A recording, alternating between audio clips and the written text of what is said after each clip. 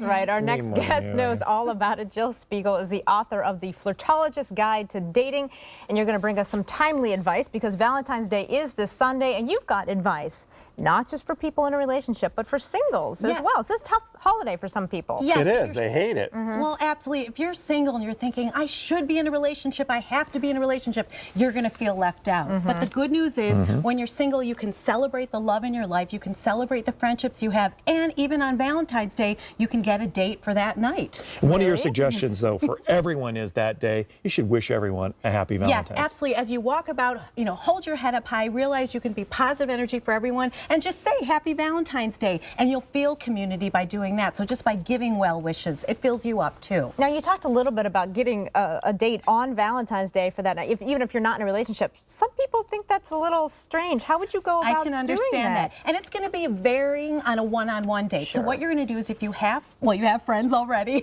you're going to decide where you're going to be Valentine's Day evening. Maybe you'll go bowling, or you'll be going to a bar, an open restaurant. So as you're out and about that day, you'll say to people, Happy Valentine's Day. And if you see someone cute like Pat who you're attracted to and you're single, you say, do you have exciting plans for tonight?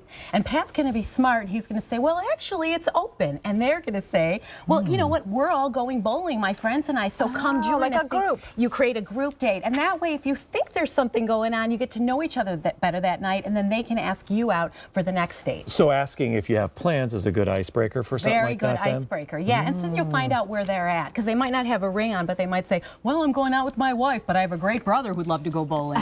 So it can always lead to something, and like you said, it makes you feel good just to reach out. All right, that puts yourself out there. How about for couples? What are some things you want to talk about? Now, if you're couples, don't worry about spending tons of money. You might just want to make a little picnic in the living room, but the idea is reconnecting with that spark. So you're going to do something called the menu of love. When you have the appetizer, you're going to talk about what first attracted you to each other, because that takes you way back and you're in the throes of the early love. Then you're going to get your main meal and you're going to talk about when you knew you were falling in love. And I knew I was falling in love with my husband because he turned on the TV more than I did. And I said, this guy is my match. We laugh so much about that now because that was a big thing we had in common.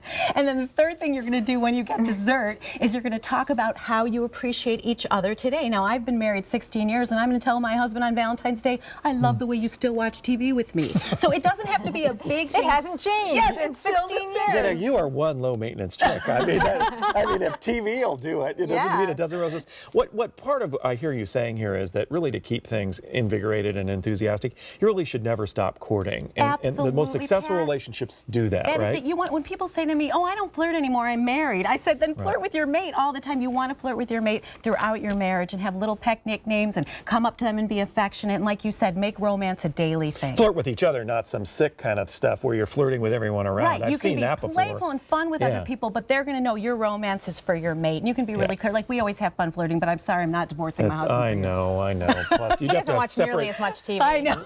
We have to work on that. But I can be had for a hamburger. So. Yeah, exactly. And that's the idea. It's the feeling behind it, not the expense. Right on. Jill. Thank you, See, I think Rita likes Valentine's just a little more now.